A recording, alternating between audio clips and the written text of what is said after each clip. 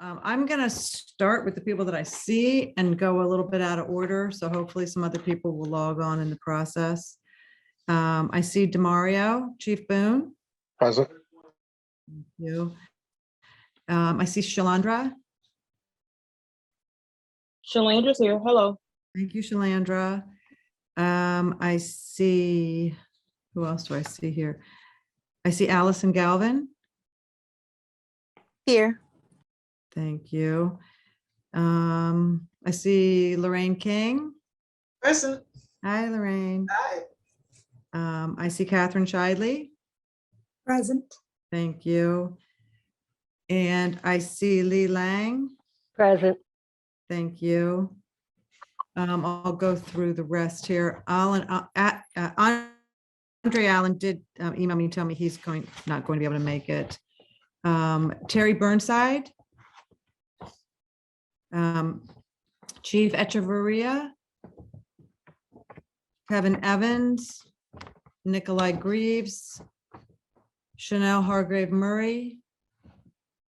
Don Jackson. Tyson Parks III.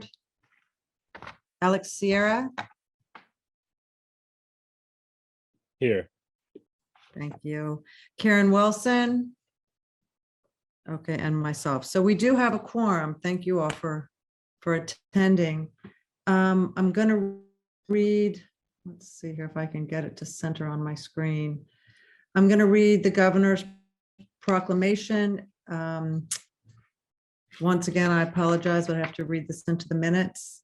There's a public notice. Governor Pritzker signed a new gubernatorial disaster proclamation extending the statewide declaration through March 6, 2022. With the signing of this disaster proclamation, public meetings can continue to be held remotely per the requirements below. All meetings with customers should be done on a remote platform if at all possible. For public meetings that have already been noticed, we will need to renotice in order to provide the updated information.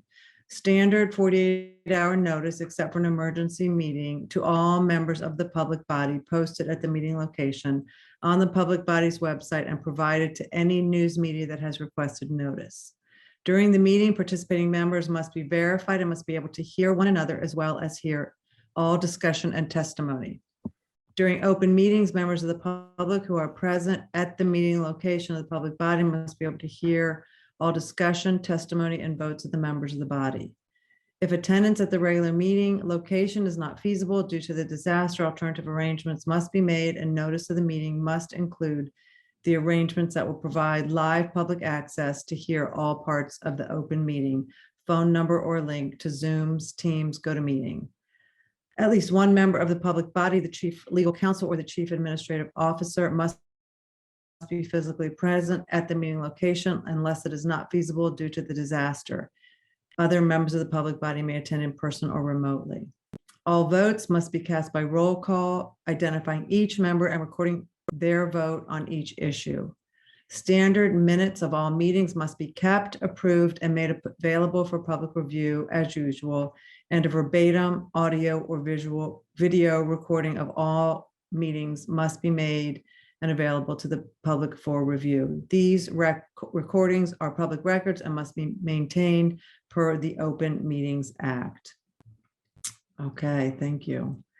So you all should have gotten a couple documents attached to the minutes. Attached to the agenda. One of them were the minutes of the February 10th meeting. Do we have a motion to approve those minutes? Does anyone have any comments on those? I move to approve the meetings. Okay, thank you, Alex. I Do we have a second. second? Was that Lee Lang? Okay, Lee seconds. Okay, so I'll go through.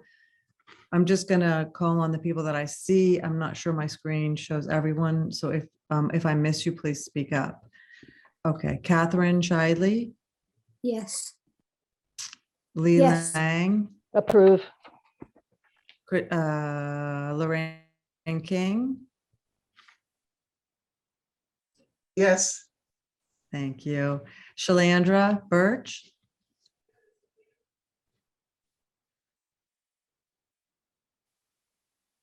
We'll come back around to Shalandra. Allison Yes, Galvin. sorry. Thank you, Shalandra. Allison Galvin, Yes. Alex Sierra, Yes. Chief Boone. Yes. Thank you. And I see someone named Julie Walden. Could you identify yourself?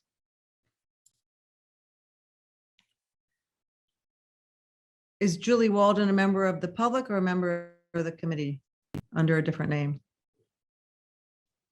Okay. Chief Echeverria, we are voting to approve the minutes of the February 10th meeting. Thank you. Chief voted yes. Okay, so thank you for that. Next, we're going to move to our welcome. Does anybody have any exciting news to share with us, good or bad, that they'd like to talk about? Okay, well, I hope actually have- everybody, I'm go sorry. ahead. Yeah, no, I actually do want to share. So recently I've been invited to join the Illinois Supreme Court Mental Health Task Force, and I just wanted to share that task force is focused on how do we approach mental health from a judicial, policing, and community stand. And I'm going to drop my email in the chat and invite anyone to connect with me if they are interested in speaking further about those endeavors. So I just wanted to share that. Well, congratulations and thanks for sharing that, Alex. It sounds like a really important kind of connecting link between all the services people are trying to provide. I agree with you. I have some news. Miss King. Yesterday, I interviewed 3 20-year-olds to talk about violence in Peoria. So it will be broadcast not this coming Saturday, but the following Saturday, and there'll also be a part 2. But I invited them to attend the town hall on the 24th. Oh, thank you for that. Will we be able to, if we can't hear it live, will be able to hear the recording after the broadcast? They now have podcasts, WPNV.org. Okay, thank you. That's great. I hope they attend. So it looks like Miss Wilson is in the building. Hello. Hello. Okay, anybody Janice, I got else? some news.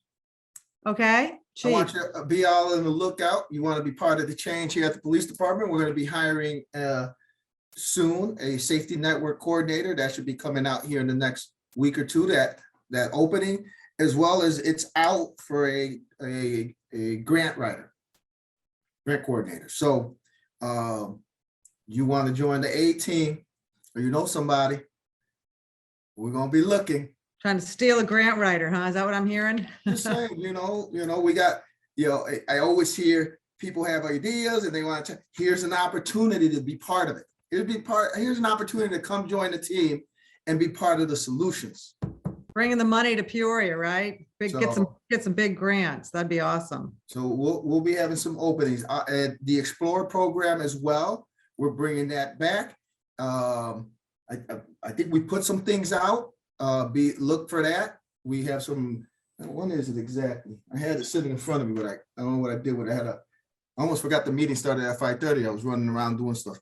So I was Explorer about to program text is on it's coming. So we're going to be taking applications. We're going to be doing an open house. I know that Chief Boone probably got that information already, I hope, and passing it around the school. So please share that with our youth. Okay, well, you get a whole bunch of more turns to talk. So when you find your paper, you can bring it up in a minute. Thank you. That's good news. Okay, well, that's a lot of good news. So next we have unfinished business and the updates about the virtual town hall series. You should have received by email. I apologize for jumping the gun on that. I told you all to share it, and then I told you, then I faked out. So I appreciate you getting on that so quickly. But there were a couple corrections to be made and a couple additions. So you should have 2 things. One is a flyer that Simone Raw worked tirelessly on to help get it just right. I kind of didn't give her all the information at once, but she really hung in there with me and I think did a nice job. Does anyone have any comments or corrections on the flyer that was attached to, I think, an email today? It went out in draft form last week, but we wanted to add some titles and a little more RSVP opportunities. Janice, on that flyer, we might want to make the correction that we're gonna put the link on there per 1A, the new PAC decision that I sent you. Okay, so we do have on here that we're going to RSVP to get the Zoom link. Do you want to just send me the wording you want me to put on here? Because I guess on the electronic version, when we send it out on our social media, how should we include that, Maz?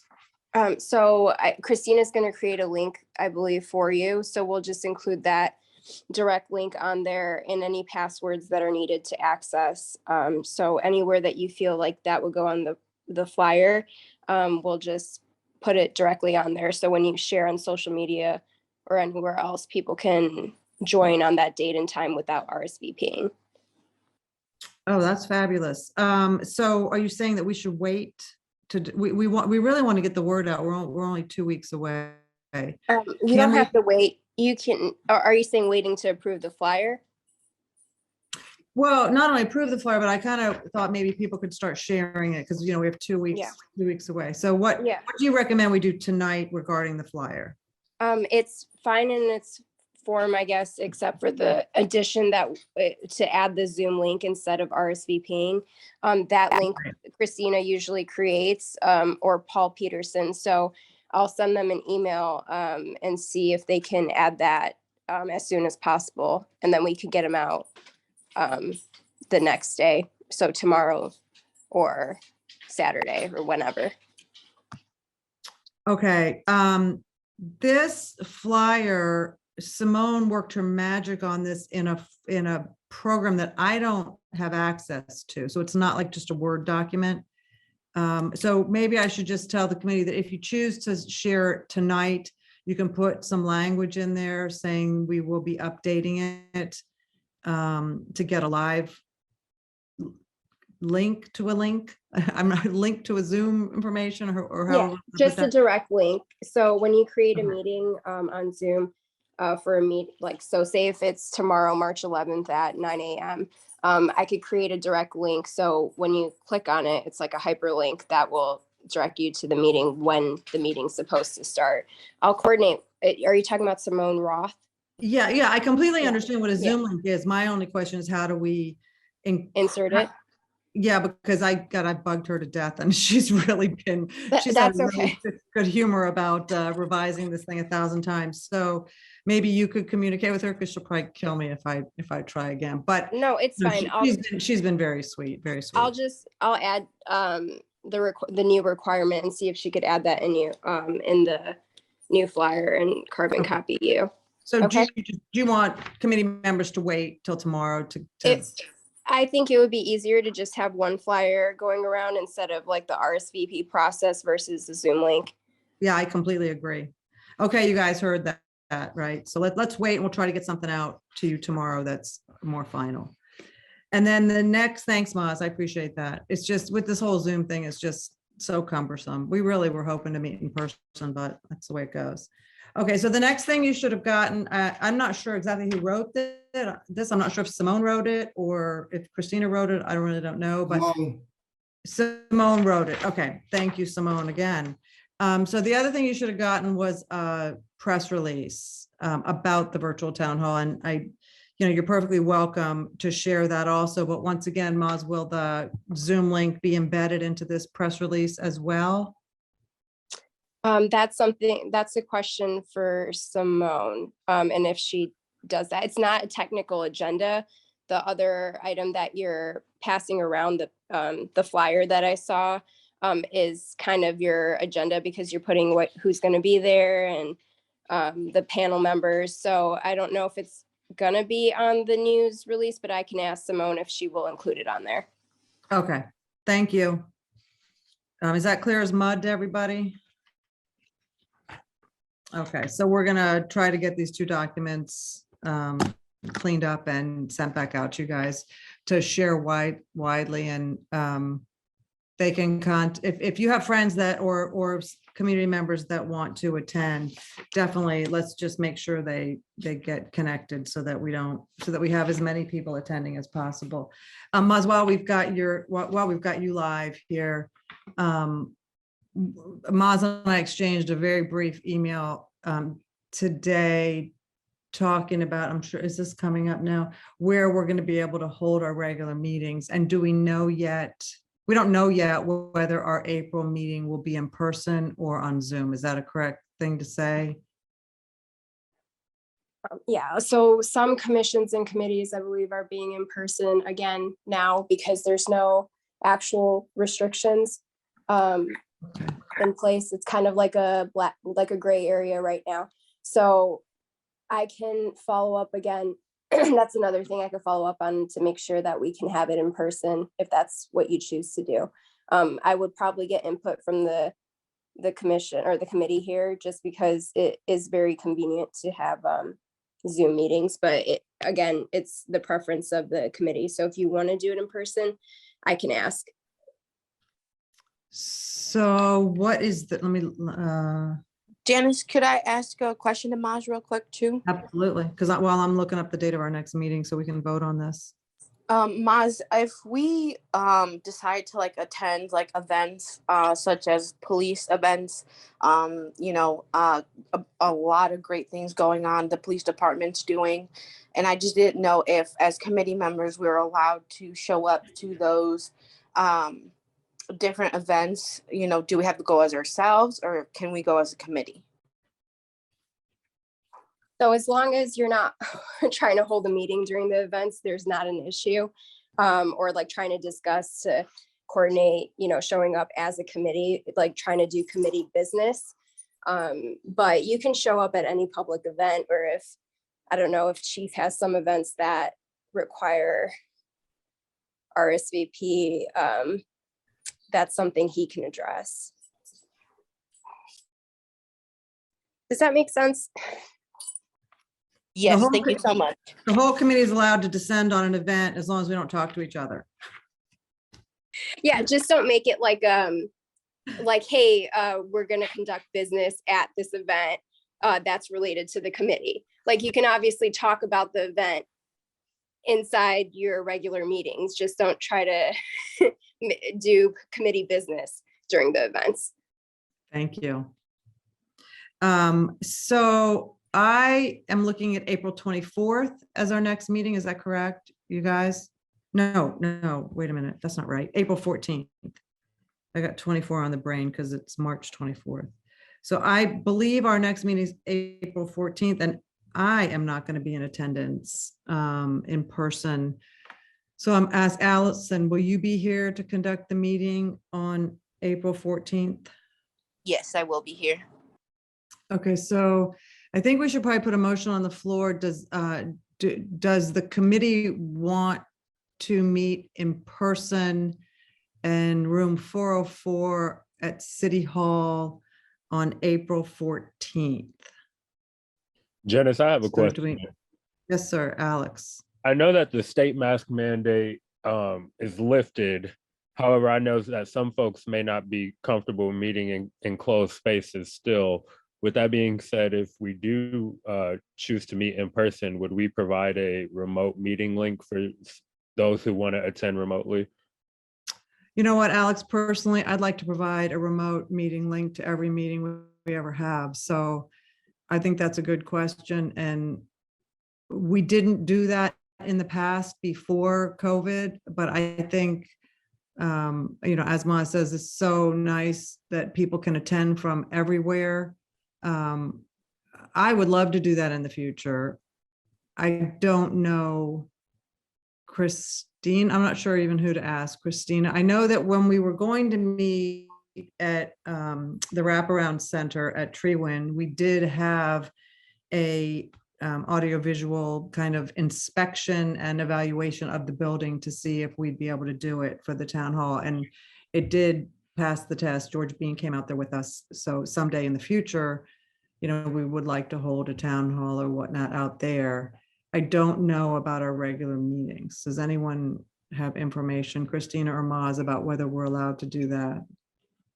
at So City that's Hall? the other gray area, because technically before COVID, when you were having in-person meetings, someone, they had to have I guess a valid excuse not to attend.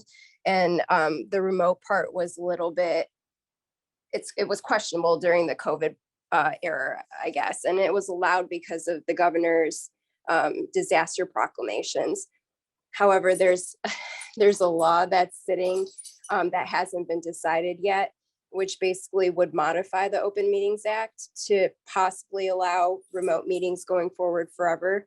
But it hasn't been decided yet. So I don't know the actual answer, and I will find out if we can do like a hybrid thing right now. So like some people being remote and some people being in person. But that's on my list to ask and figure out for you before the next meeting. Well, I appreciate that. I definitely agree that, remote is definitely a convenience matter, but also I'm well aware that some people just aren't comfortable with meeting in enclosed spaces with, a significant amount of people or just any amount of people. So I just wanted to ask that question. Yeah, I think it's something that we've been kind of dancing around for a year now. Like, can we ever be back in person? And if so, can we, have the best of both worlds and be in person plus be remote? So I guess the answer is we don't know yet.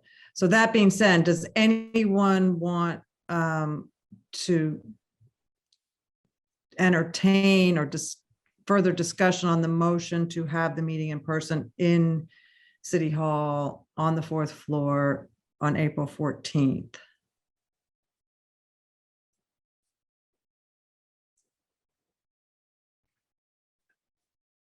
So I'll just put the motion out there. Is there a second to the motion? Because if not, then it's a non-starter, and we just move on. We'll just have it on Zoom if we don't get a second and even vote on it.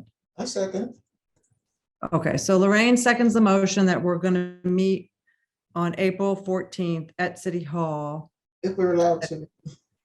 If we're allowed to. If we're not allowed to, then we're back on Zoom. Okay, so I'll go ahead and call roll, and you all can vote on it, and then we'll know how you feel. So do not, I totally understand that it's going to be weird getting a quorum with part of us, some of us there and some of us not there. Candace, So, we're at City Hall. Yes, sir. Where do we meet at City Hall? we meet on the 4th floor. I believe it's room 404, but it's been so long since I've been there that Yes, 404. there's a conference room up there. Yeah, well, just to throw it out there, based on space, I don't know if it has to be at City Hall, but our training room is a big training room. And people could, especially with this group, can spread out a little bit more than you can over there. And I'm just saying that you can use our training. Thank you. Probably be better. What's that? It probably is, it's a bigger space is what I'm saying. Right. And it's to Alex's point, you'd be able to spread out a little bit more than you can in that other room. Yes. And citizens are allowed to attend our meetings in person also. So I'm going to just take a vote. Do you want to meet in person? If nobody wants to meet in person, then it's a non-starter. If we do want to meet in person, I guess we have the options of the police department and City Hall. I think I'm going to allow you, when you take your vote, when you tell me your vote, tell me if you vote yes, do you have a preference between City Hall and the police department? So I'm just going to go around here. Catherine? I think April is too soon to meet in person, so no, I don't mind meeting at the police department or anywhere else. But I just think April is too soon, so no. Okay, thank you. Lee Lang? No to in person, but when we do meet, I would prefer the police station. Thank you. Lorraine? Yes, and yes. Yes to meeting at either. Oh, yes, I'd like to meet in person. And yes, I'd like to meet at the police station, because I was going to ask about that. So is it your preference over City Hall? Yes, absolutely. Okay. Shalandra? I won't be at the April meeting. but I'm not opposed to meeting at either place. I do think that the police station may be a little ease of access to people coming as opposed to City Hall, if maybe if the room was on the first floor or something like that. But I do remember it was like on the fourth floor, and I took the stairs, but just for people ease of getting there. So do you just want to vote? So do you want to vote about the April 14th in person or not, or just want to abstain? How do you want to vote on that?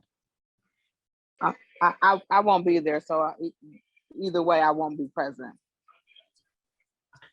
Okay, thank you. Allison? Yes, and the police station sounds great to me. Okay, thank you. Alex Sierra? Yes. So you want to meet in person? And do you have a preference as to where? I'd prefer the police station, more meeting space. Thank you. Chief Boone? Yes, and I would prefer the police station also, but I just kind of wanted to throw a disclaimer out there. We talked about this years ago, I think, when I was on the group before I came back here. And the police station was brought up, but one of the concerns was when people made complaints or said anything, they felt nervous meeting at the police station. So I'm saying yes to this meeting at the police station, but we may need to do some further discussion on future meetings if we have people come up, to do a complaint or whatever, to have it either at a different site. Yeah, thank you for those thoughts. I was going to bring that up when it got to my turn to vote, but I appreciate that. Chief Chavarria? Yeah, well, first of all, I want to touch on this point that I just heard. I wasn't here for none of that, but if people are going to come to complain, should I even be there? Because if they're scared to come to the police department, they're definitely going to be scared if the chief of police is sitting in the meeting. So I'm just curious about that point. We don't have to answer it. I'm good at either place. I prefer the police department. It's bigger space. It's right here. There's parking right on the side for all of you to walk in, and there's a side door when you leave that you can walk right to your car. But I'm curious about that other point. Should I be, or any of my staff be at the meetings, since we're the police? If somebody's coming in, you get what I'm saying? I don't want to hinder somebody because I'm sitting there. So I just want to make sure I understand that. I wasn't part of those conversations in the past. I mean, I think it's a good question. You are a member of the committee. So wait, am I putting you down as a yes for meeting in person?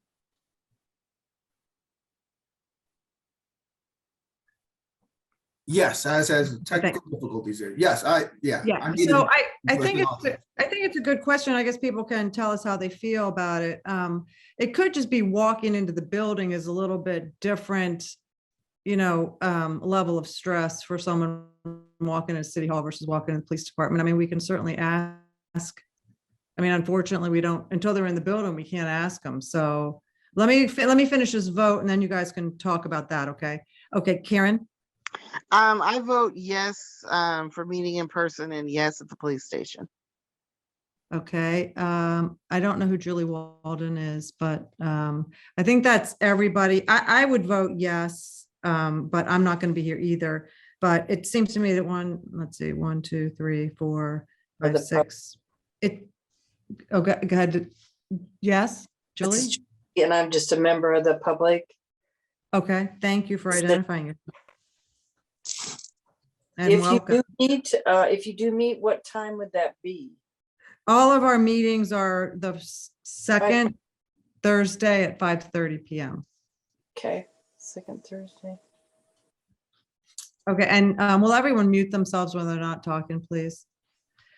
Okay, so I think the vote is yes, hopefully yes to meet in person, and it sounds like there's an overwhelming preference for the police department. I think it is a much bigger room. It is easier to get into. There's much more parking. There's a lot of practical reasons to get there, to go there. I do think there's for someone who has maybe some concerns they want to bring up to the police. I do appreciate that they might not want to walk into the police department. So I'm not sure it's who's sitting at the table, because you all are members of the committee, as much as just walking into that building. So I'll mute myself, Lorraine, and I'll let Lorraine talk here. What do you think? I just wanted to point out that we have had people come and complain in the past, and Chief Lauren was present. So I don't know if it's different because it might be at the police department, but I can think of 3 occasions where people came with concerns, and he was present on each occasion. Because actually they were glad he was there because they wanted to take it to the next level, and he took notes, and got back to them. Yeah, I remember that. And I do think that, it was nice for him to be there because he was able to make it official. So typically people who come to us have already been through the system, but they don't have to have already been through the complaint process. So why don't we take it one meeting at a time? And this meeting, if we're allowed to meet in person, we'll do it April 14th at the police station, and Moz will keep us informed. And I guess we'll also try to figure out whether we can do it over, have it broadcast simultaneously on Zoom for those members who do not want to appear in person, and also have those members who are on Zoom count towards the quorum. So we'll just make a hot mess of everything and just give it a try. Allison, you have your hand up. What would you like to say? Thanks, Janice. So I did want to mention, they can make a complaint at the police station. So I understand the hesitation as well. But, it's the same thing as, if they want to make a report, going to the police station. And again, the nerves and stuff, but the chief brings up a great point because, we're trying to be a committee that's open, that's giving up people free space, and also, making sure that the police department, because they are voting members on our committee, and then they also are part of the committee because, they give us their experience that they've had as well. That's what also matters to us. I think, we're supposed to be, the middle, the liaison. But I think what also gets in confusion a lot is, who are we under? Are we under like the mayor, or are we under the police department? I think that's what another thing is confusing for some people on the committee, like myself, because I'm not sure,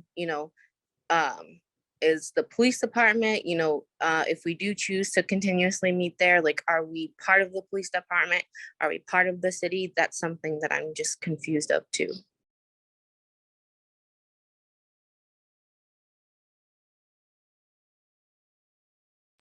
Thank you, Allison.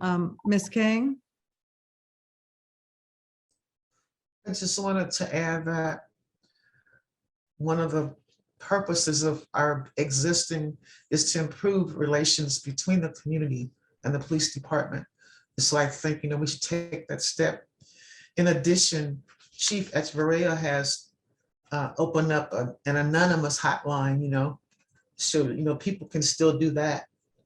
So I just think we have to try it, and so people get more comfortable doing that. I don't think we can keep having a schism and make progress. Great point, Lorraine. Great point. Yeah, I think we should have our ears and eyes open, and if anybody complains about it, we should definitely talk about it. If we hear that people are dissuaded from attending because of that. I did feel isolated up there, sitting up there on the 4th floor of City Hall with kind of talking to ourselves, kind of like we do on Zoom sometimes, without the public there. So, I think the more we can vary our location, the more accessible we become to the public. So I'd kind of like to see us in different locations all over the city to give different community members access. So I think these are good points, and let's keep our ears open and listen for more guidance from Moz about what we're allowed to do versus what we want to do. I personally think that we shouldn't hold the meeting in person if we can't count Zoom committee members towards our quorum who don't feel comfortable showing up. Does that make sense? So I don't want to have a meeting in a mandatory meeting. I don't want to have a meeting in public when we're excluding certain members of the committee because of COVID and they don't want to show up. So I don't know if we need to make another motion in that regard, that if we can't consider Zoom attendance towards the quorum, we just don't do it. We do it on Zoom. I mean, does anybody want to say anything about that, or does anybody have a strong opinion about that? Lee Lang. I just want to mention the accessibility. If we want citizens to attend, I find that the fourth floor of the City Hall is almost impossible for some people to get to. So if we want to open this for people from the public to come, I think that the police station or something on that level would be much better.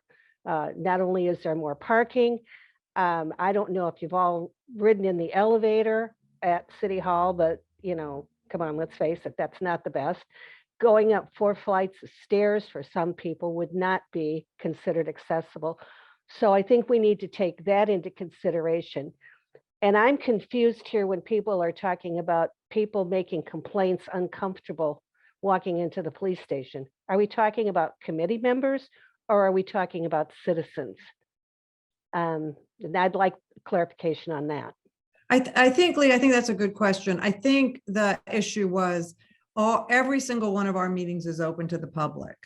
And what venue makes citizens most comfortable? And I think we've had on this unfinished business item under the agenda, where can we get our meetings out into the public? And we have heard from Moz that as long as we notice the meeting properly, we can have the meetings anywhere, given enough notice and a couple other requirements. So I think the deal is, how can we make ourselves more accessible so that community members do come, do talk to the police that show up to our committee meetings and become more comfortable and become a conduit to their fellow community members. Let's see, Chief Boone and then Chief E. Yeah, I know when this was brought up before, I think Chief Marion actually was like, people are already nervous and they're saying they're nervous coming in the station. You guys could have it, just continue to have the meetings inside of City Hall. So, and then the other thing, what Allison was saying, I think there was a discussion on who are we beholden to? And we always want to appear neutral, so that nobody says something's rigged or whatever, or, when they raise a concern or complaint that since we're inside the police department, stuff like that, this board might be connected to the police department, so they may get the same responses, they may get the same no's. And I remember Chief Marion was very clear, he wanted to kind of keep the department separate, so they wouldn't, say anything. And then I also, when, we were taking a vote for this committee, I think I was voted for chair, vice chair at one point, and I turned it down because I said, I don't want to be somebody in uniform being chair of the Police and Community Relations Committee, and then they file a complaint and they say it's slanted. So we were trying to make sure that things were on the up and up. I agree. I think it would be better to have these meetings at the police department, to bridge that gap, to try to get more people in, because it's a spot everybody knows. But I think when we had that conversation earlier, I remember Marion saying, he didn't want the police department to be scaring people coming in, making any complaints or whatever.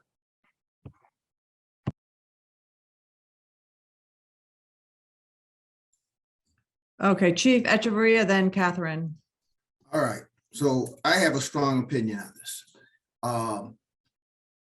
I'm not, and there's no hit to Boone, Boone's my guy. I'm not Marion. And my point is that as the chief here, I want to change the narrative of what people feel about the police. This group, I keep saying it, is called Police Community Relations.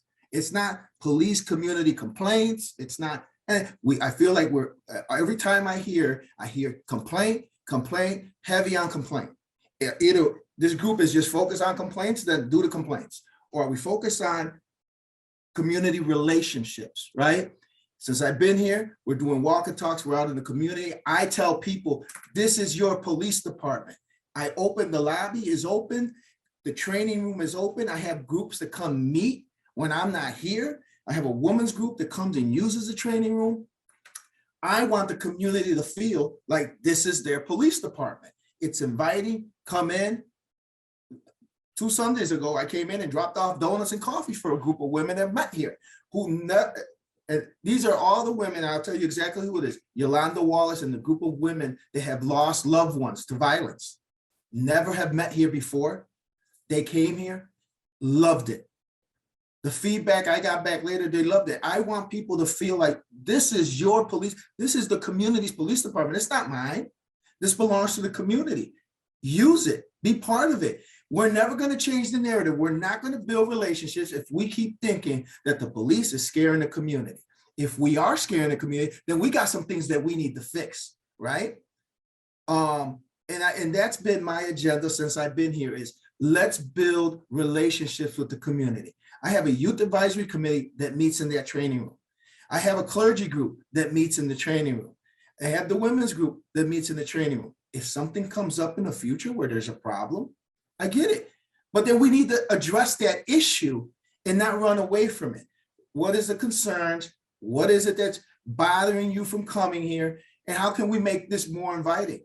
Nobody stands. The lobby is closed. There's nobody in the lobby after 5 o'clock.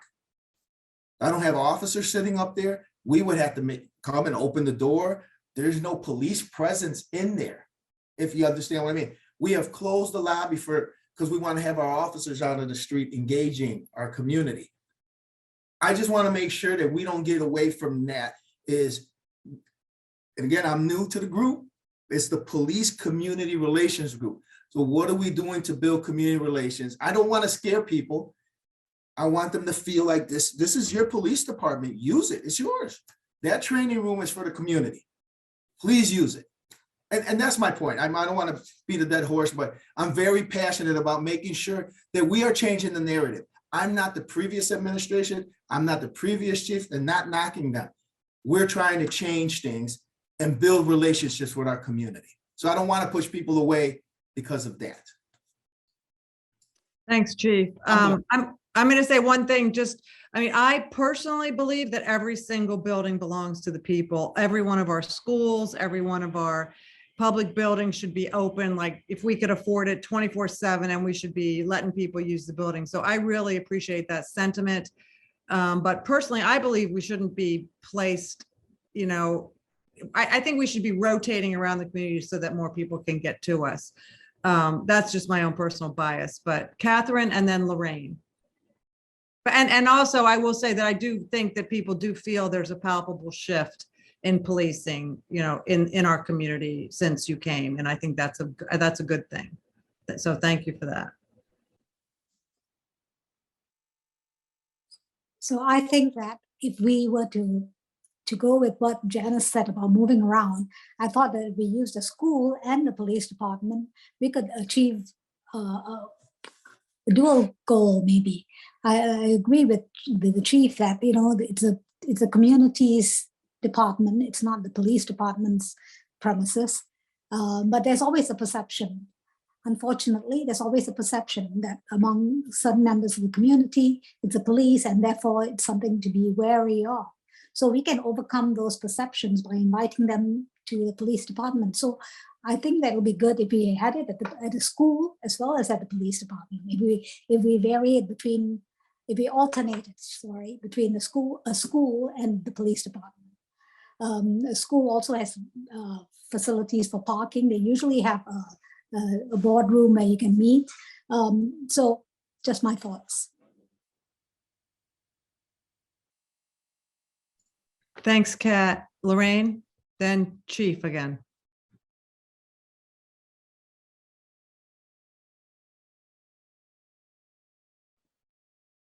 Mine was up still on accident from last time. Okay, and Lorraine, Yeah. Lorraine's talking away and she's muted, so you got to start over, Lorraine.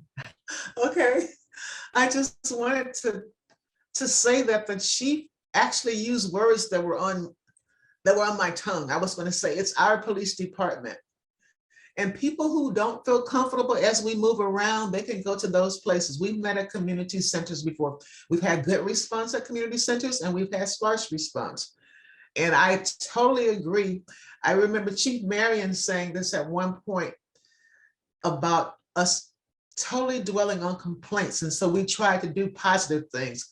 I asked, what are some things that the police officers are doing that we can get involved in, like the Halloween thing? So I totally get it. We need to balance it, but we just can't keep marking time in the same spot. We got to move forward. Thanks, Lorraine. Yeah, and I think Chief Marion, I think when I first came, mostly the entire meeting was just the representative from the police department, whether Chief Marion or whoever, they just read crime statistics to us. So I think it was mostly crime statistics. I think we still do want to be updated on complaints because that is the reason this committee was founded. But I think we've moved away from having the chief just read data to us. So yeah, I appreciate that. I really much more talk about the issues, what new things are happening in town and what new initiatives there are. And Madam Chair, if I may add one thing, for example, every single ceremony that they had every year to honor police officers, there were 2 of us who made every single one. And the purpose was to let them know that we support them. We can still complain about you if you deserve it, but we still support you too, because we know you're vital to the community. And I know that one chief would always recognize the people who were present. And I remember getting on another chief, I said, because you're not letting the officers know that we're here in support of them. So I just wanted to make that point that, we support and we showed up because we did support them. Thanks, Lorraine. Yeah, and that's why I asked Chief at the end of every meeting, what events can we show up at? Okay, Allison. So Janice, you said that we were created for complaints because, if that's the thing, we should change the wording because we actually have a chief to work with us and, give us what we need to actually bridge the gap. Before we might have felt like we only had half the gap and no one to listen to us, but now we do. And I wholeheartedly believe we can accomplish that. But if that takes changing the wording, I'll create a motion for that. Thanks, Allison. Yeah, and I think that's hopefully what our new subcommittee is going to do, to figure out what do ordinances or other ordinances around the state allow their committees to do, and what do we want this committee to do. And so that we're gonna come up on that in a second. Lorraine, do you still have your hand up, or does anyone else? So Allison, thank you for that. Lorraine, is your hand up on purpose, or okay, took it down? Okay, so I think that was a good talk. I do think I hear a lot of sentiment that the police station is a good place to start with. It's a little bit bigger. I just kind of like the idea of moving around and getting ourselves out into the community, because like, as Lorraine said, when we went to community centers before, we went to the library up north, we went to West Peoria, to the Franciscan complex, we went to the Gateway building, and there's a lot of there's a lot of really nice rooms around this community that we could go to try to bring local community members there. So let's take baby steps. Start with the police department I see Alex has his hand up. Start with the police department for the 14th, if at all possible, and then we'll take it from there. Alex?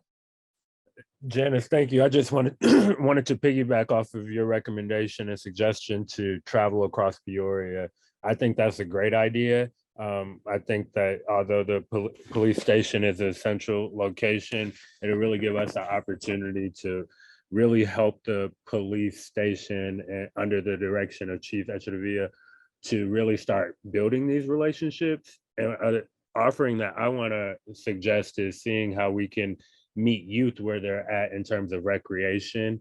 I personally would love to entertain the thought of how we can embed more recreation within this committee via the Peoria Park District. As some people may know, I serve on that board. So I just wanted to offer that up though before I actually have to get running, and I'd love to see how we can entertain that topic of conversation in the future.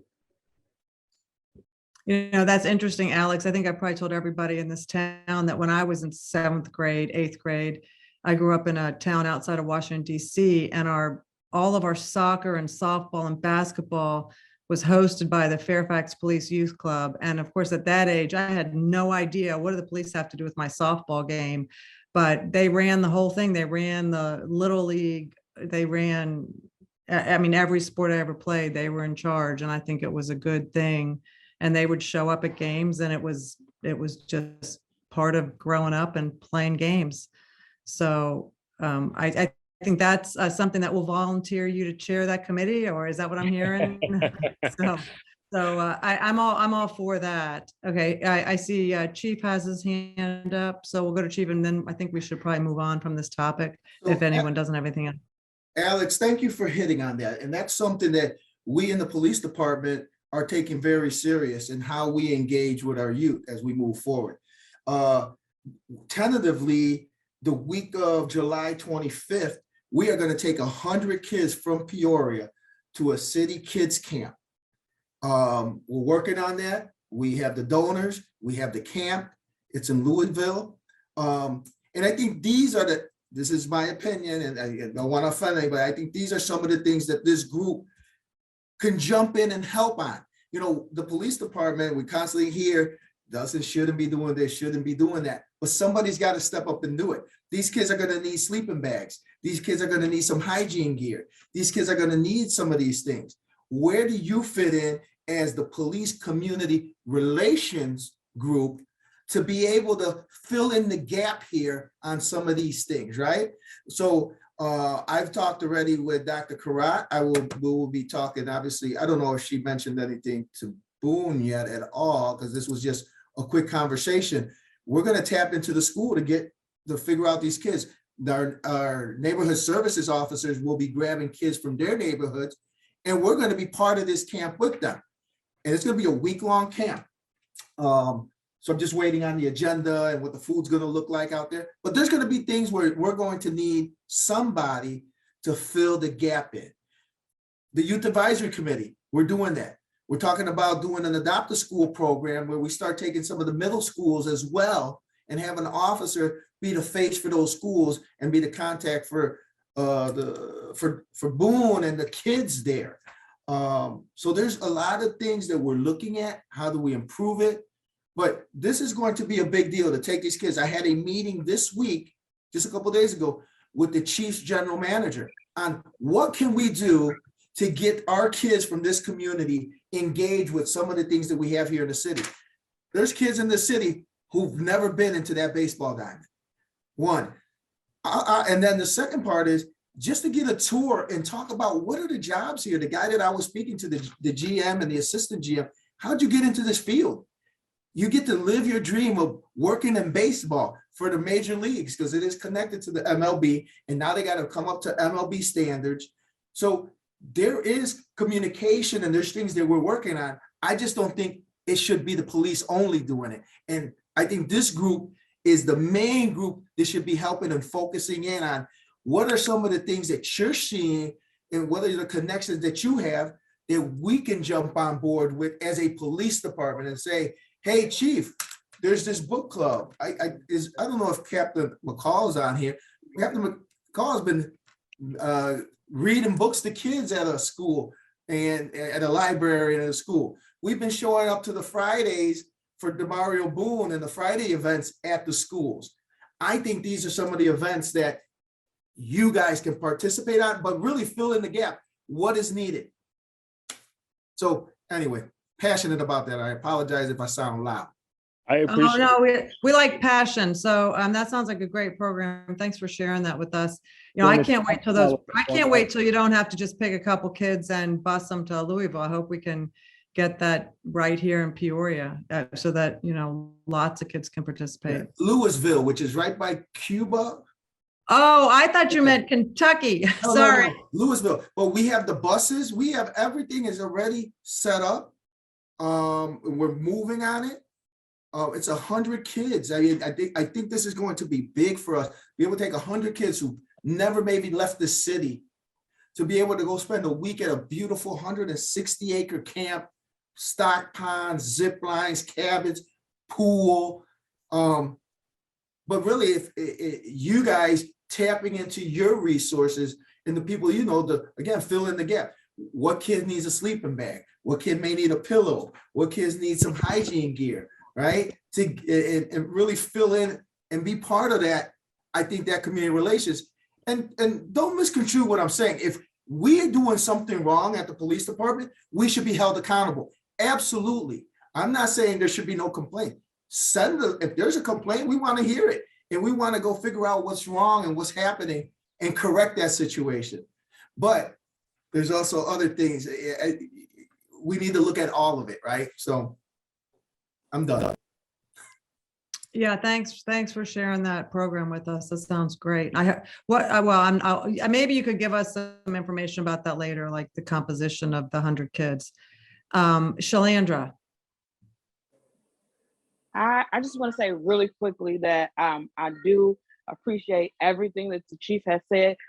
And I've also tried to already present what he's asking. And I sent an email in the summertime about that, like working with our juveniles already in the community, which I've done for several years and I'm passionate about.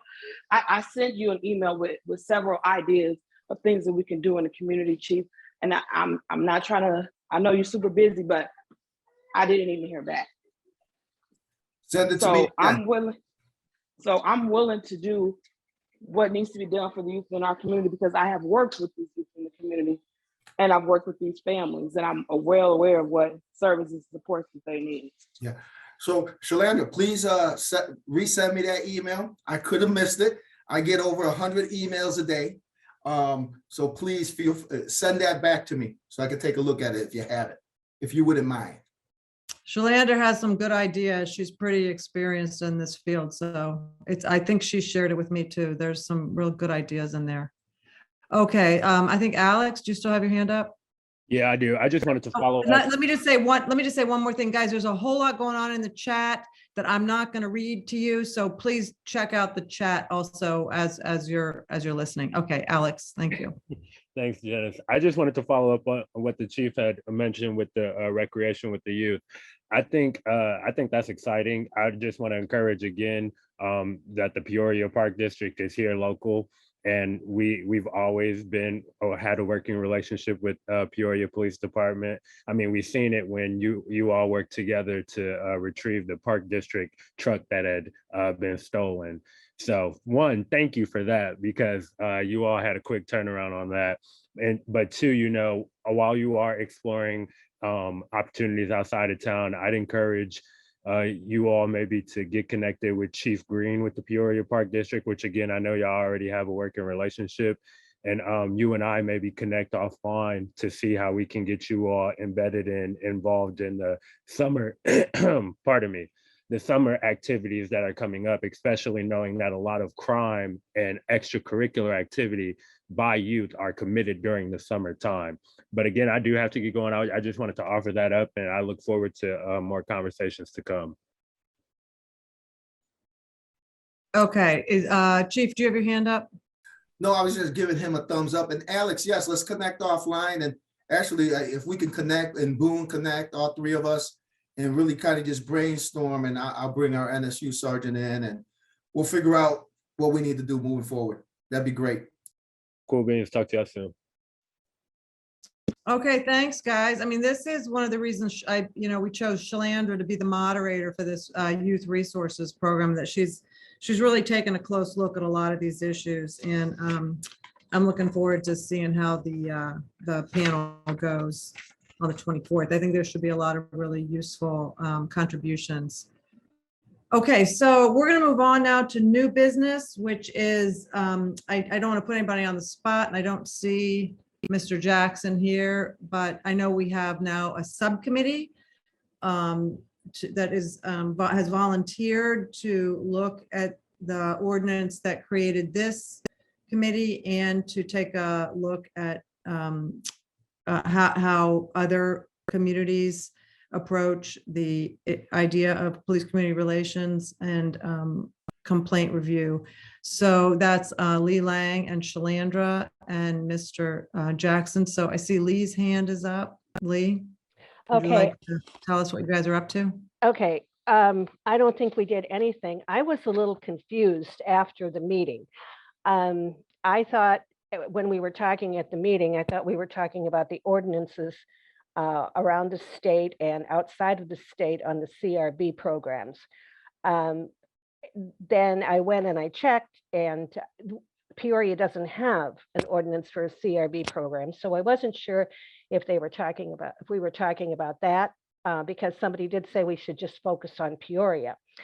I have a lot of information on the CRB programs from other states and from other cities. They're all basically the same. I have the one from Rockford, which is very detailed on what a CRB, what their CRB is going to do. As far as what other cities or states have for this particular type of committee, I'm not sure because I haven't done any research on that. I do have an update on House Bill 3653 as far as the misdemeanor complaints are. It was supposed to start January 1st of this year, where all misdemeanor complaints from any police department would be sent directly to the Law Enforcement Training Act Board. That the governor put that on hold until July 1st. There will be no more extensions. So after July 1st, all misdemeanor complaints will definitely be going to the board. The part of the holdup was the group that is handling this, the law enforcement portion of it. They only had 14 staff members. The governor's budget adjustment committee has allowed them to hire 85. So they are now going throughout the state. I asked if they were rating other police departments, and he just laughed. But they are getting all people, experts in all areas, including FOI, all of that kind of stuff. So I need clarification on what y'all want as far as the subcommittee. Do you want research done on what the various cities in Illinois are doing as far as their committees like this? Or do you want ordinances on what they're doing for CRBs? Because they're very different. This committee will never be a CRB because that's a totally different animal. So it's kind of like we were comparing apples and oranges, not apples and apples. So if somebody wants to clarify what you want to know, but there again, I don't think we should be focusing on complaints. I agree with the chief. I think this committee has much more work to do than just complaints. So anyhow, clarification, please. Thank you, Lee, for bringing us up to date on that. So yeah, so I think the reason this kind of came about is that this committee was formed for one reason only, and that was to look at complaints. There's been this conversation has been going on for 3 years now about what do we really want to do. So I think the initial idea was to look at our ordinance, the thing that created us, and figure out what can we do within that ordinance. Is it something that we want to do? Do we want to do something different? And do we want to propose? We will never be a CRB, as you said. If there is a CRB created, it may or may not be the committee members here on that board. That's a totally different question. So I think we've been talking about this for so long. What exactly does this committee want to do? And I think we need to start at the basics to figure out what can we do, and is that what we want to do? So I think you're right to be confused, because it's a tall order. What can we do? And I think we also, we're hearing from a lot of committee members that we want to do more and we want to do something different. We don't want to just be the complaint committee, but we need to make sure that's, I think we need to be more well-defined. And so we thought that if we could create a subcommittee to at least tackle that and present us with some ideas based on what the original ordinance charters us to do, we could at least have a conversation that's a little more, not so amorphous. Like right now, I get, it's pretty obvious everybody's a little discontent just sitting here talking about complaints. We want to be more engaged. Janice, I'm very happy to do more research on that. I do my best work between 2 and 5 in the morning. So if you want research done on that, I'll be more than happy to do it. I just want to make sure that, and I'm pretty sure this committee was, as far from my understanding, and maybe the chief can answer this, but my understanding is there was a committee on the complaints way before the governor did anything. Do you know anything about that, Chief Echeverria? That's why we had Mr. Jackson come, because he was here at the conception of this committee, which was created by the United States Department of Justice, the Civil Rights Division in Chicago. And it was for a very specific reason that may or may not exist anymore. Okay. And that's something that we thought we need to address from the bottom up, because we've gotten a little, I think then the committee went defunct for a while and now it's back. And I think the whole committee needs to be part of the answer here and needs to be part of the question. What do we want to do? Do we have the power to do what we want to do, or do we need a new ordinance? Do we want to recommend a citizens review board a la Rockville or wherever? And if so, what is it? So it's almost two different things. This committee will never be a citizens review board. So so do you want me to do some research on it? I'll be more I thought that Shalandra and Mr. Jackson, I thought the three of you were going to talk about this. And like I said, I completely understand why you're confused. So I guess we thought we would start with the three of you and have you all bat it back and forth, because you come at it from three different approaches. One, the original member on the group who kind of knew what this was all about, and he's kind of seen the evolution of the group. Well, I will go ahead and do some research on what the others do and then get with the other members, and then we can discuss it. If we don't know what the other committees do or what their purpose is or what they're doing right now, that doesn't do us any good, because we can always decide what we want to do. So I'll go ahead and research it and get with them if they're okay with that. Okay, Lee, thank you so much. Let's see, Chief, do you have your hand up on purpose, or is it just hanging there? Okay, Lee, thank you so much. So Shalandra, I'm hoping that you and Lee and Mr. Jackson can get together. Does anybody have any comments on the information that Lee presented to us and my muddled attempt to clarify for her? Are you guys kind of in agreement with what I said? Because I don't want to put words in anybody's mouth. Does anybody else have an opinion about what I said? Please feel free to correct me. Yeah, I think that's been the overarching theme. I know since I was on here the first time and came back, was just having who we are clearly defined. I know in the beginning, it was almost like, we would sit in these meetings and it was like a bash fest against the police. You sat and got stats, somebody complained, and then it was like a bash fest for an hour and nothing, moved. But I think this committee kind of, what Chief Echeverria was saying, it kind of needs to mold into, okay, how do we do the community policing, and bridging that gap, advertising the types of opportunities where the community and police can mix. And if there are complaints, in there that they feel they want to come through, that's fine. We could have the forum for that, but we got to kind of have a clear direction on what what this committee is going to do moving forward. Thanks, Demario. And I think it's going to take more than just 3 people, answering this question. So I really do think that I'd like all of you to think about it and contribute to them. Shalandra put her email address and her phone number in the chat.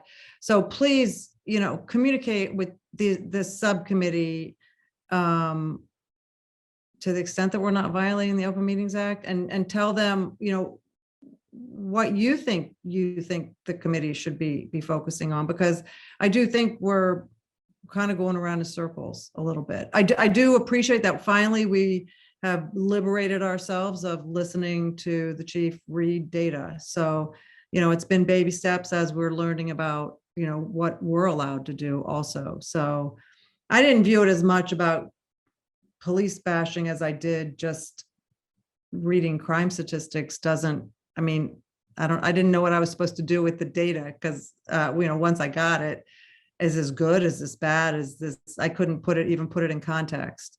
So that being said, I'm going to set the committee, unless anybody else has any other comments. I'm going to let the subcommittee attempt to define this. Joyce Harant says the Faith Coalition for Racial Equity is wanting to participate in the subcommittee also.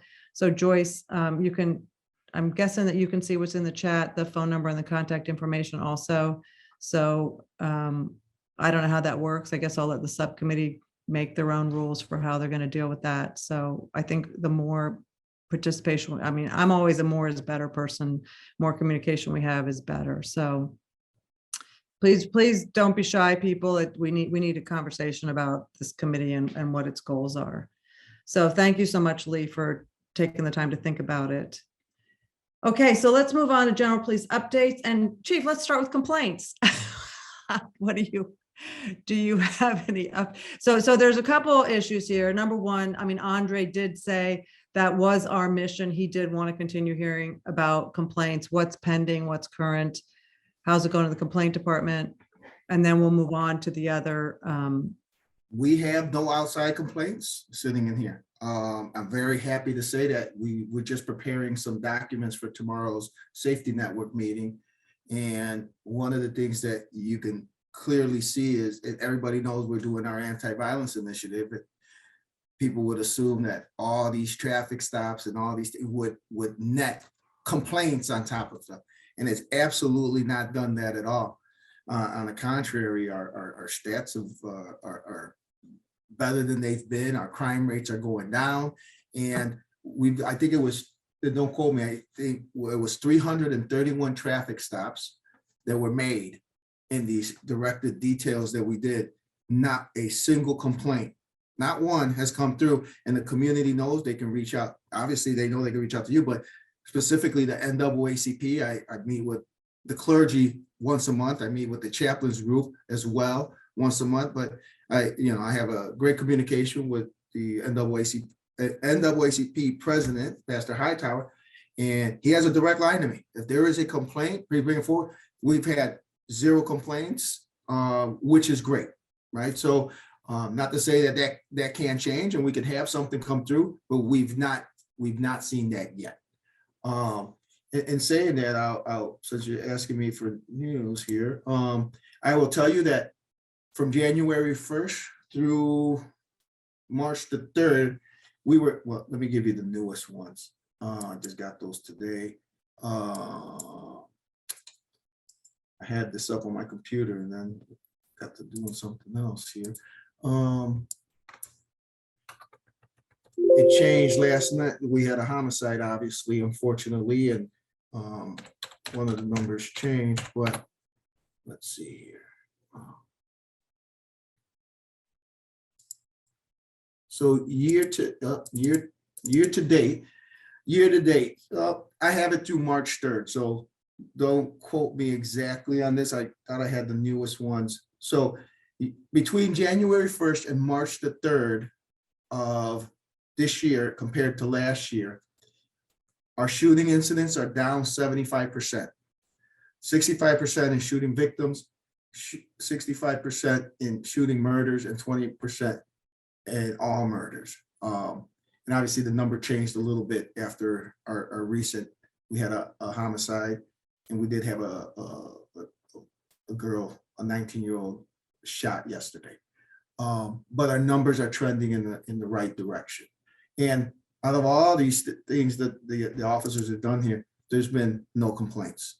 And so on the contrary, I have a stack of thank you letters and thank you notes and thank you emails. And you can see our social media, it's open, and a lot of thank you. So we've been great. We're holding the officers accountable, and they're doing a phenomenal job. And the community has supported us. And that's why I think that, yes, this group should, if somebody wants to file a complaint, this should be one of the groups. If they're not comfortable going to the NAACP or going, here's another group that they can file a complaint on. But I think times are changing, and we're trying to change things, and we'll continue to work at building relationships with our community. Okay, well, that's good news. Thank you. So before we have to allocate our time wisely here, we have a couple more things to get through. But before I do that, is Christina still online? Do we have any citizens that wanted to address the committee that you know of? I didn't receive any, Janice.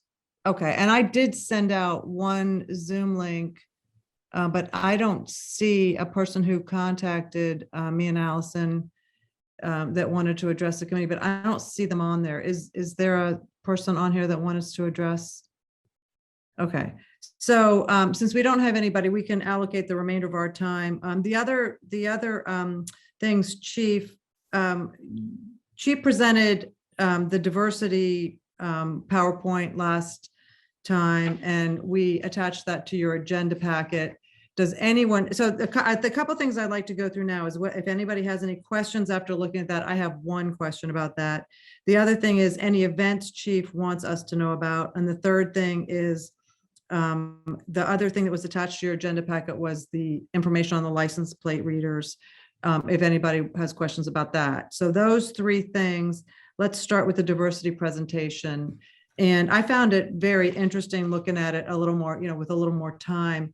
And the only question I have is, do you guys have data on how your numbers compare to the population of Peoria? For example, male, female, Black, white, Hispanic, because I think that's the missing piece for me is it a goal to have the force look like the population, or is that not reasonable? I mean, we all would wish, I would wish we could do that. Absolutely. Absolutely. That's always the goal, right? You want your department to mirror its community, right? You mirror the community, and that's how we would police. We have an understanding of your community. All that's part of that. I know, I don't have those numbers. I'm sure we can get those numbers. I know, we obviously know that it's 51% women and 50% men. Something like that. 49% men is the last stat I had. And my understanding is we're about, and don't quote me, 30%, 35% African-American, less than 10% Hispanic, and the rest is white. And maybe there's a little mix in there somewhere, one or two races together. I did a little breakdown just so we had it. Yeah, I wanted to just have a quick and down and dirty. We have 176 men in the police department and 26 females. So we're not 50-50 there. I don't know if there's any police department that's 50-50. If there's one, I would guess that maybe Madison, Wisconsin would be, but I'm not sure. I know that police department, obviously the university is there. Very progressive department I don't know what their numbers are, but that would be one maybe that could. We have 145 white males, 18 white females, 18 African-American males, 4 African-American females, 9 Hispanic males, 3 Hispanic females, 4 Asian male, and 1 Asian female. So if we're looking at females and minorities, right? African-American, Hispanic, and Asian, we're looking at about a 31% total of our department with females as a minority group and on down.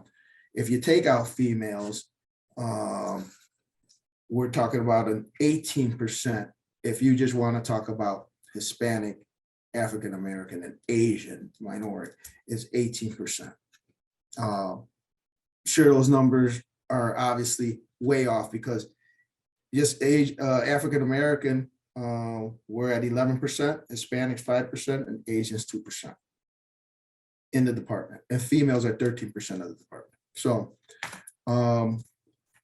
there's always work to do, and you strive for that. It is a male-dominated field. It's always been that way, and we doing things to, we want to do things to have more females. I think there's a couple females on this new list. There's some at the academy. I've said it over and over. We're intentional on how we recruit for the groups that we need to have in here. The other group we don't, we always get those. So we need to be intentional on how we recruit for females and the minority groups, because those are the harder groups to get. But we have some recruiting strategies that we have continued to put into place, and we're trying to put into place, lower the barriers of entry to get people in here.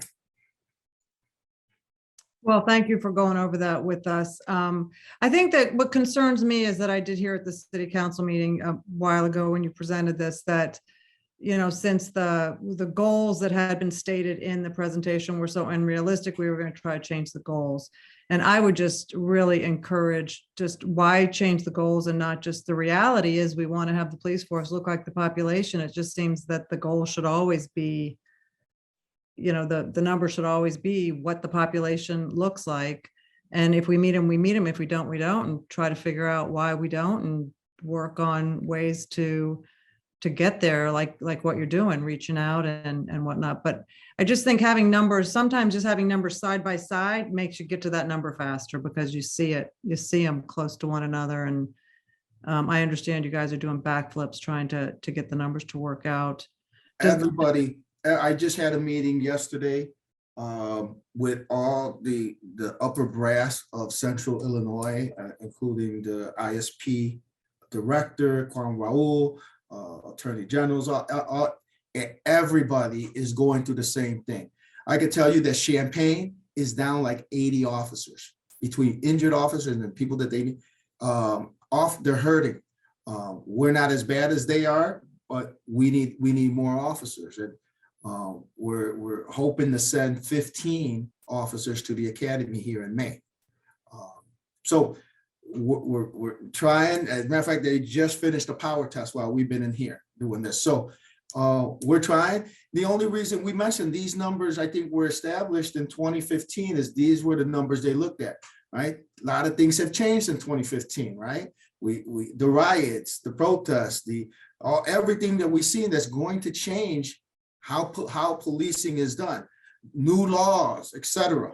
Right? We have officers that are leaving based on some of these. You have new officers that are coming in.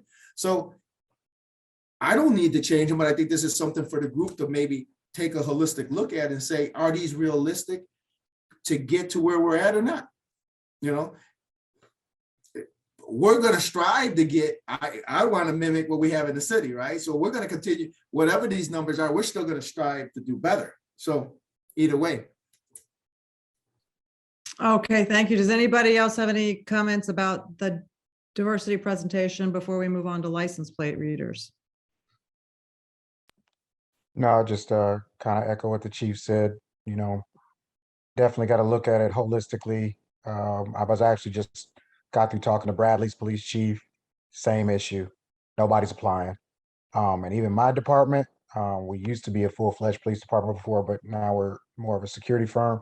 My numbers are down. Nobody's applying, black, white, or otherwise, for the position. So it's everywhere. And, just to look at those numbers for the numbers, you got to take everything, the totality of the circumstances into play. So. Don't get me wrong. I'm trying to steal some of his security to come on over to the police department. So I ain't got no shame. I'll steal these officers from anywhere else. We need them. And he's got a very diverse group. So I'll take some of them. I've been trying There to. you go. That proves it. Just because it used to be a bunch of old white men doesn't mean it's going to stay that way. Things change, right? Things change. Oh, he knows. Every time I see him, I try to. There's a couple of ladies over there I've been trying to recruit. He knows it. Okay. Oh, yeah. Okay, so let's move on. Thank you for all that. I appreciate it. Let's move on to license plate readers. Chief presented that to us last meeting. And there were some questions. Now you guys have had the opportunity to look at the order. Does anybody have any questions about that for the chief or for each other? I think there were some privacy questions. Anything? Okay, I don't really have any questions about that either. I don't know, Chief, if you had anything else you Pretty wanted to much say about that? answered them with the last several meetings we've had in the community and people. So I think we've answered those. Yeah. So Captain Briggs was here for that. He was the driving force behind really working on this policy, and he did a phenomenal job at getting this up and running for us here in the city. So it's been ACLU approved, and so we it's good, right? So things are good.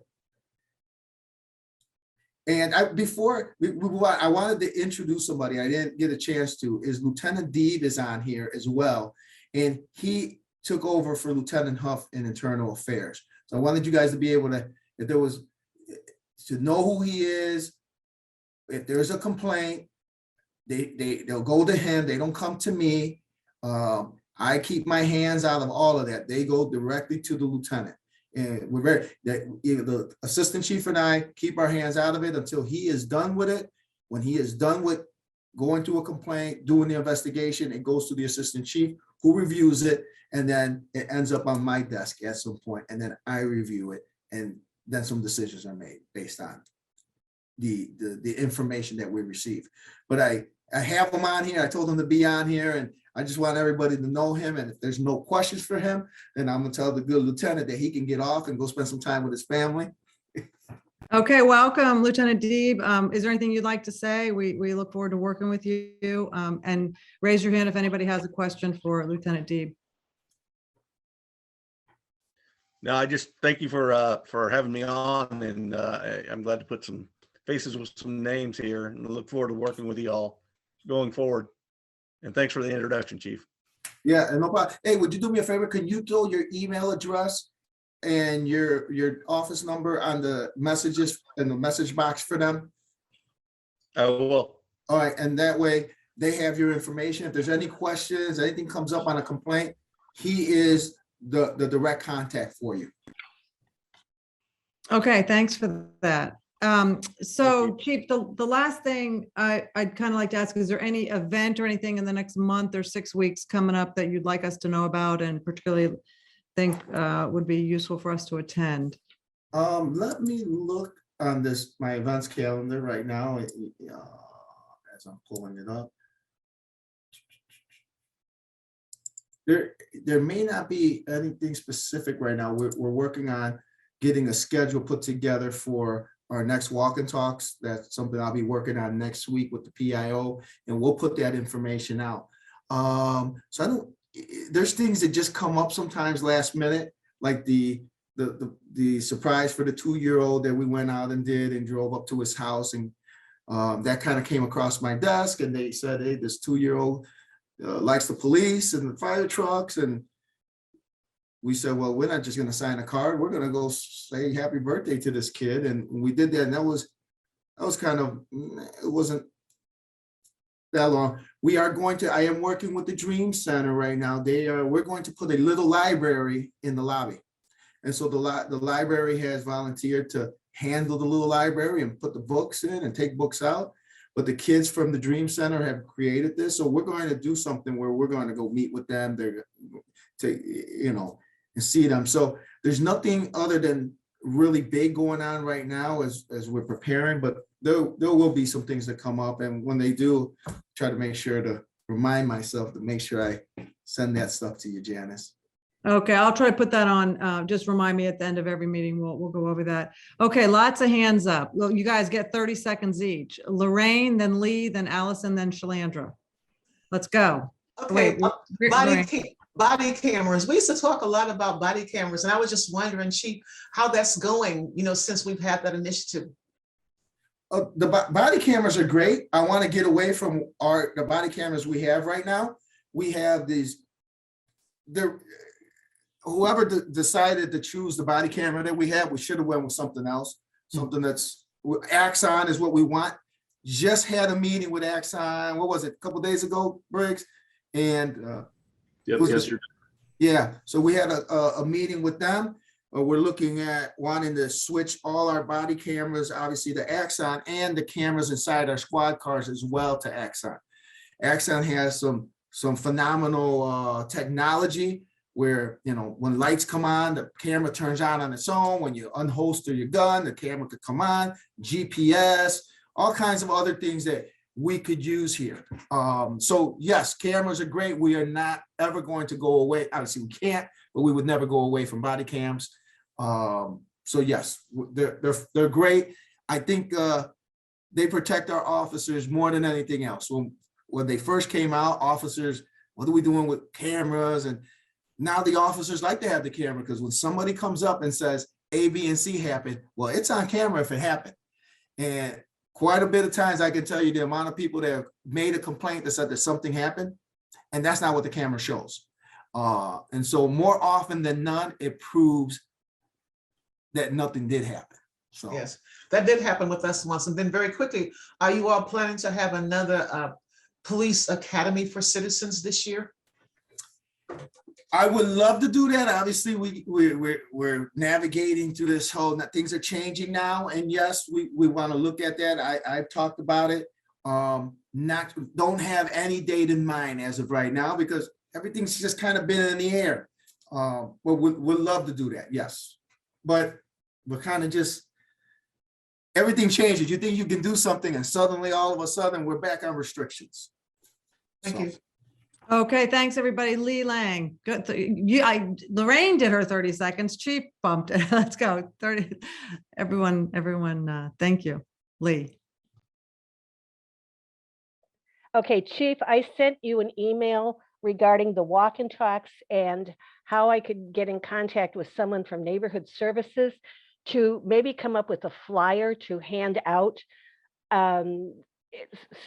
Something along the neighborhood watch idea, or whatever the idea was that Ms. King talked about the first session I attended here, and I didn't hear back from you. Is it possible that I could meet with someone? Yeah, absolutely. I'll connect you with Simone. Simone. So Yep. she handles all that information. So we have a flyer that we put out. It's just a matter of we actually want to create a better flyer where it becomes more of the services that the city has, like a trifold. But we do have a flyer, and if there's something we can put on there for sure, Simone would be the contact for that. Okay. Okay, thank you. Allison, 30 seconds. I was just going to ask if the safety net coordinator position has been posted yet. It has not been posted. The job description has been written up. The mayor was going to, she had some final adjustments she wanted made on it, which we made. So I'm not sure if it'll be out by the end of the week, but it'll be, I'm sure it will be out by next week. Thanks. Okay, thank you. Shalandra? Mine was just something quick, and I just wanted to ask, do y'all take reservations for the officers going around and doing the little parade? Because I have 3 princesses who love the police officer. They even dressed up like it for career day. So that was just my quick question. No, we did not take reservations. This came up, and this came up because this 2-year-old has stage 4 cancer. We don't know. We have an officer whose child had the same cancer and died, unfortunately, and passed away. Very tragic. We wanted to just bring a smile to this family. And so somehow it came across my desk about this kid, and that they wanted a birthday card just signed because he likes the wheel, right? And so I said, well, let's just take a couple cars out there, and I asked the fire department to follow, and we threw a box downstairs, and officers threw a bunch of little Paw Patrol toys and some police stuff in it, and we just wanted to bring the baby is going into surgery next week, and we wanted to bring a little bit of joy in the midst of what they're going through, and that's where that came from. Okay, that sounds lovely. I hope he does well. But Shalonda, I invite you to bring your, did you say 3 girls or? Triplets. I would invite you to bring them down. I would love to meet them here. We give them a tour of the police department, etc. So we'll love to meet them. And they can come in their costumes and their outfits. Thank you. It's a great idea. Thank Okay, you. everyone's getting hungry. Do we have this? Thank you very much for showing up and all your good questions. Do we have a motion to adjourn? I so move. Okay, Ms. Second. King, second. Second. Demario. Okay, so let's go vote. Lorraine, Yes. Kat, Yes. Lee, Yes. Chief E. Let me think about it. Yes. Oh, yeah, okay. Chief Boone, Yes. Reverend Parks, Aye. Karen, Yes. Shalandra, Yes. Allison. Yes. Okay, good night, everyone. And thank you, Julie, for coming, our member of the public here. And thanks, team.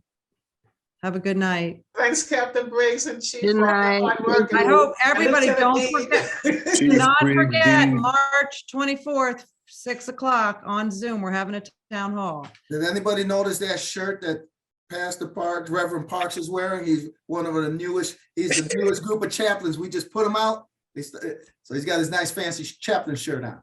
And Representing Peoria in the community. So we're grateful. We're grateful to serve. I saw Thank that you. shirt.